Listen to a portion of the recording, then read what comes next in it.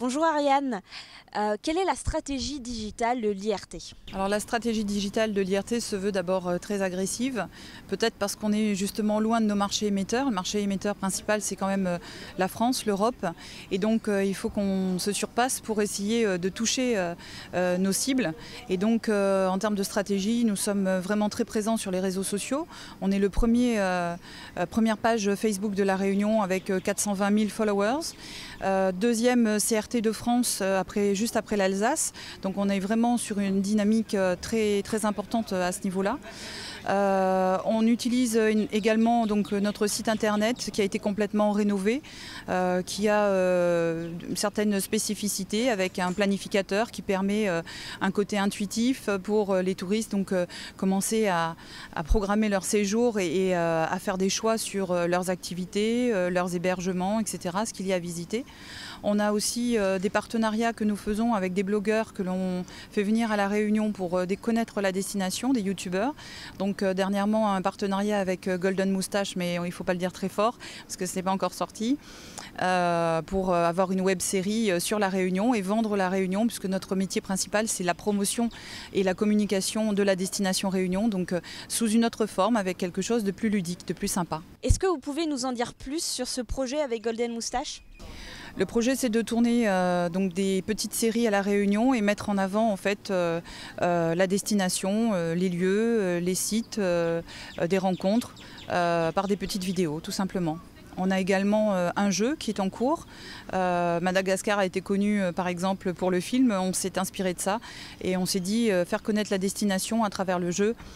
C'est aussi un bon moyen de communication avec aujourd'hui s'adapter à ces nouvelles cibles donc, qui sont les 25-35 qui connaissent aussi beaucoup les applis, les jeux, etc. En termes d'applications, nous avons plusieurs applications qui ont été primées également. Une qui recense l'ensemble des prestataires de services de La Réunion, tout ce qu'il faut visiter, etc. Une autre qui fait découvrir en visite 360, donc sur des photos, donc La Réunion, le lagon, des sites comme le volcan, unique au monde, etc. Et l'appli vidéo 360 où là c'est vraiment en immersion, donc on peut se représenter la destination en vivant un sport, en suivant quelqu'un qui fait du parapente ou les baleines en mer, etc. Donc c'est vraiment une spécialité, je dirais, qui nous caractérise en termes de destination. Vous êtes beaucoup présent sur les réseaux sociaux, c'est une stratégie que vous privilégiez. Est-ce qu'il y a d'autres axes qui vous intéressent ? Alors il y a un axe dont on n'a pas parlé encore, qui a fait le buzz sur le salon Top Resa. Ça a été la réalité augmentée avec les lunettes et la visite donc, avec des lunettes qui permettent de voir en réalité augmentée donc, La Réunion, faire une plongée avec les baleines, etc. Donc on axe là-dessus également. On attend un petit peu que les lunettes soient vraiment démocratisées pour pouvoir développer davantage.